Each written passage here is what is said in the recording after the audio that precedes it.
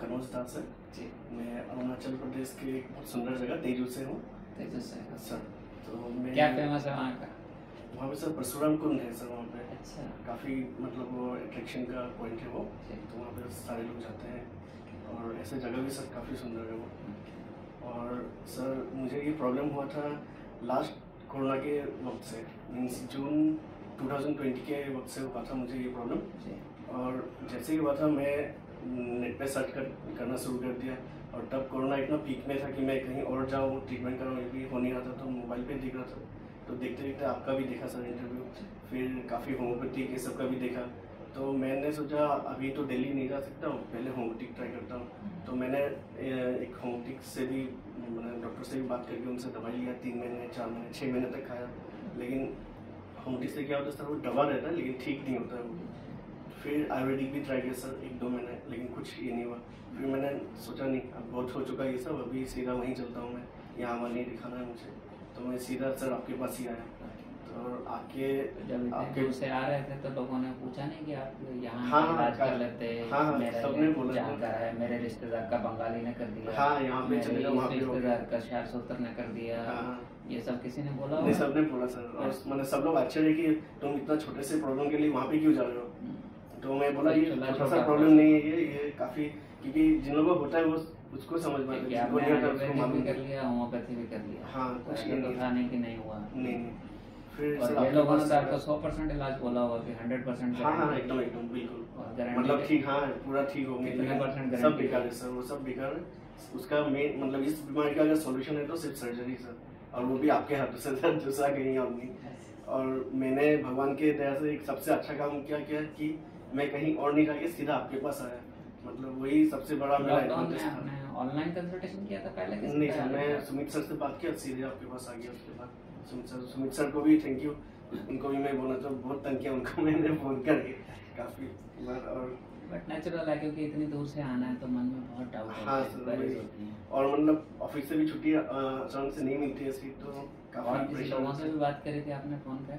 हाँ सर, एक एक्सपीरियंस अच्छा था यहाँ से जाने के बाद। मैं बोलना चाहता हूँ, मैं यहाँ से जिस दिन गया उसके नेक्स्ट डे मैं ड्राइव करके घर गया अपना, जाके फिर अपने पिता को लेके आया था। पिताजी को फिर मैं डॉक्टर के पास लेके गया, वहाँ पे लोकल वहाँ पे जो था, तो वहाँ पे मेडिसिन के डॉक्टर थे वो। तो उनके पास जब लेके गया तो पिताजी बोल रहे हैं अभी भी मैं कल ही दिल्ली से आ रहा हूँ। तो उन्होंने पूछा जो क्या हुआ दिल्ली आप क्यों गए थे, तो बोले नहीं मेरे बेटे का ऐसा फिस्टुला का प्रॉब्लम हुआ तो ऑपरेशन करें। तो बेटे का फिस्टुला का परसों ऑपरेशन करके आप आज यहाँ पे बात कर रहे हैं, तो वो पूरा सरप्राइज मतलब। तो मुझे बुलाया, फिर मैं बाहर बैठा था तो मैं अंदर आया, तो बोला तुम्हारा क्या हुआ था। मैं बोला सर ऐसा प्रॉब्लम था। तो मैं सर के पास गया, फिर ऐसा तो तुम चल रहे हो, गाड़ी ड्राइव कर रहे हो? तो बोला हाँ सर मैं सब कुछ कर रहा हूँ, कोई प्रॉब्लम नहीं हो रही मुझे। तो तुम्हारा नंबर बोलो, हाँ वही तुम्हारा नंबर बोलो। तो मैंने अपना नंबर भी दिया। तो बोला मेरे पास तो काफ़ी पेशेंट आते हैं इसके, मैं तो सबको डिब्रूगढ़ में मतलब सर्जरी के लिए भेजता हूँ, वहाँ यहाँ तो सिर्फ काट छीट के ही करते हैं। तो मैं तुम्हारा नंबर रख लेता हूँ, मैं सबको तुम्हारा नंबर सजेस्ट कर दूँगा ताकि सही जगह आदमी पहुँच सके मतलब। तो मैंने अपना नंबर भी वहाँ पे दिया है सर को। फिर मैं जब अपने जगह गया सर तेजू पे, तो वहाँ पे भी मेरे कॉलोनी में भी और 2-3 आदमी के ऐसा था मतलब पता चला जिससे, तो फिर उन लोगों को मैंने आपका नंबर दिया। फिर मेरे कलीग ही है, उनके मामा का भी सेम प्रॉब्लम था, तो उनको भी मैंने अपना नंबर दिया, शेयर किया बात। तो उन्होंने शायद सुमित सर को कॉन्टेक्ट भी किया था। फिर वही सर। आपको खुद का एक्सपीरियंस कैसा रहा? जैसे सेकंड डे तो खुद ही आप कह रहे हो कि मैं ड्राइव करके पापा को दिखा देंगे। फर्स्ट सेकंड एक्सपीरियंस है सर, मैं अभी बाहर ही बात कर रहा था, एक जो बिहार से कोई आए हुए, तो उनको मैं बोल रहा था। उन्होंने पूछा कि पेन हुआ था क्या आपको ऑपरेशन के वक्त। मैंने बोला मुझे जब तैयार करते रहे तो सर आए, सर आके कुछ बात किए मुझसे, बात करके फिर मैंने सब लोग बात कर रहे थे उस ओटी में जाना है, उस ओटी में जाना है। तो मैं सोचा कि मुझे जब ठेल रहे थे लास्ट में, तो मैं सोचा उस ओटी में जाके ऑपरेशन करेंगे। मुझे पता ही नहीं चला ऑपरेशन हो चुका था, मुझे तो सीधा रूम पे लेके चले। मैं रूम पे क्यों लेके आ गए, और आपका हो गया। तो वही मतलब बहुत ज़्यादा अच्छा एक्सपीरियंस है वो तो सबसे। मन में डर बहुत था कि पता नहीं ऑपरेशन में क्या होगा, क्या चीज। और फिर नेक्स्ट डे सर यहाँ पे जो मैंने पेमेंट करने के लिए गया, तो एटीएम कार्ड का कुछ उनका इशू था, तो काम नहीं करे, कैश लेंगे बोल रहे। तो फिर मैं पिताजी यहाँ पे फिर पहचानेंगे नहीं, तो मैं धीरे धीरे चल के पूरा 1.5 किलोमीटर से चला अंदर, पूरा उस तरफ पीछे तरफ एटीएम है ना सर, उस तरफ 2 किलोमीटर ऑनलाइन पेमेंट गेटवे है सर, तो पता नहीं कुछ प्रॉब्लम हुआ था सर। तो फिर वहाँ पे जाके मैं खुद चल के आया, फिर 1.5 किलोमीटर चल के नेक्स्ट डे आके यहाँ पे पेमेंट करके फिर गया अपना होटल।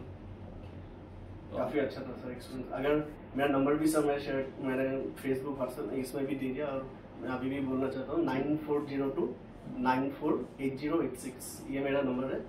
किसी को कुछ भी डाउट हो मुझसे कंसल्ट कर सकते हैं। मैं सर के यहाँ पे आने के लिए मैं जितना भी मैं सहायता कर सकता हूँ सब कुछ कर दूँगा। असम से काफ़ी लोग आते हैं। हाँ, मैंने सर आने से पहले सिलीगुड़ी से एक आए थे भैया, उनसे बात किया, फिर तिनसुकिया से आए थे। मैंने क्या किया एक्चुअली दूसरे दिन सर इतना बिजी रहता है मेरा शेड्यूल, जो टाइम नहीं होता है, तो संडे के दिन मैंने क्या किया एक लिस्ट बना लिया 10 आदमी का, जहाँ पूरा इंटरव्यू देख के सबसे मैंने बात किया, और सबसे बात करके सबसे पॉजिटिव है तो मैंने कोई डाउट ही नहीं। सबने टाइम दिया सब तो आमतौर पे ना हर आदमी कई बार बिजी नहीं, लेकिन सर जिन्होंने जो 200 कॉल आती है। हाँ, लेकिन मैं सर कर लूँगी, कोई नहीं, आने दीजिए, मैं फोन कर बात कर लूँगा सर, कोई नहीं।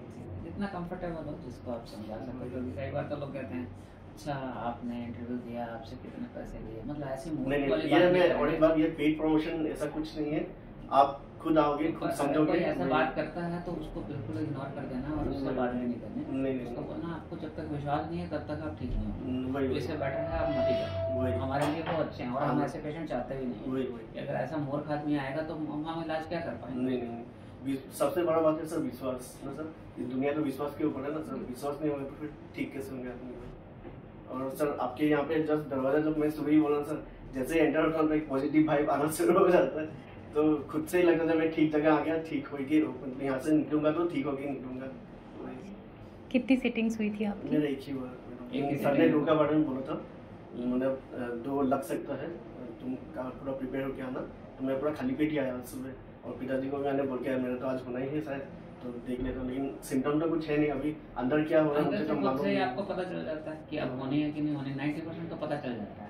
हाँ, कई बार लग रहा होता है कि आदमी को लग रहा था मैं बिल्कुल ठीक हूँ, बट अंदर जब तक सिक्रेशंस आ रही हैं, जब तक हल्का फुल्का गीलापन आ रहा है, 1-2 ड्रॉप ब्लड आ रही है, तब तक आप कंप्लीटली जज नहीं कर सकते।